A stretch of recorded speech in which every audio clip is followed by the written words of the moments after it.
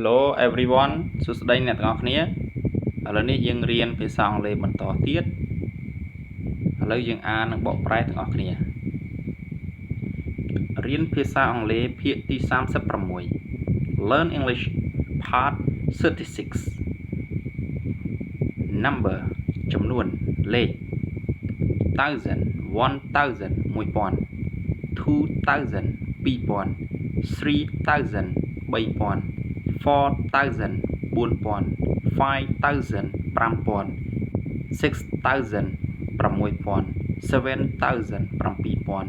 8,000 8,000 9,000 9,000 10,000 1,000 ឬក៏យើងហៅថា 10,000 តែពាក្យរបស់ខ្មែរយើងប្រើ 1,000 ចំណែកភាសាអង់គ្លេសអត់មានពាក្យថា 1,000 ទេមានតែពាក្យគេគឺ10ហើយនឹងពាន់តែប្រែមកខ្មែរយើង 10000 តែបើពាក្យថា 10000 ឲ្យចំតែម្ដងអត់មានទេចំពោះភាសាអង់គ្លេស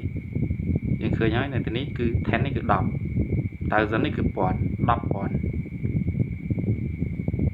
ចំណែកខ្មែរយើងអត់ជាទូទៅយើងមិនប្រើពាក្យថា 10,000 ទេគឺយើងប្រើពាក្យថា 10000 អូខេ 10,000 10000 9,000 9,000 8,000 8,000 7,000 7,000 6,000 6,000 5,000 5,000 4,000 4,000 3,000 3,000 2,000 2,000 1,000 1,000 1,000 Number ចំនួនលេខ Learn English Part 36 រៀនភាសាអង់គ្លេសភាគទី36ឥឡូវបន្ទាប់ពីយើងអានជាភាសាខ្មែរ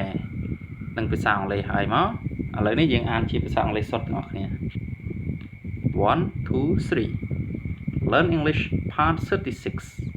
Number 1000 1000 2000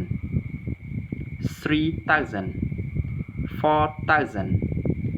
5000 6000 7000 8000 9,000 10,000 10,000 9,000 8,000 7,000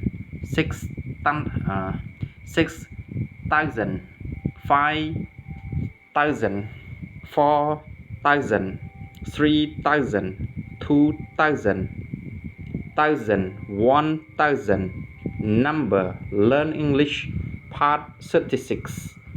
អូខេអ្នកទាំងអស់គ្នាបន្ទាប់ពីអានហើយកុំភ្លេចយកប៊ិចនិងសៀវភៅមកកត់មេរៀនទាំងអស់គ្នាហើយអានឡើងវិញម្ដងទៀតដោយខ្លួនឯងអូខេត្រង់ណាឆ្ងល់អាចសួរបានអូខេអរគុណច្រើន Thank you everyone bye bye see you next time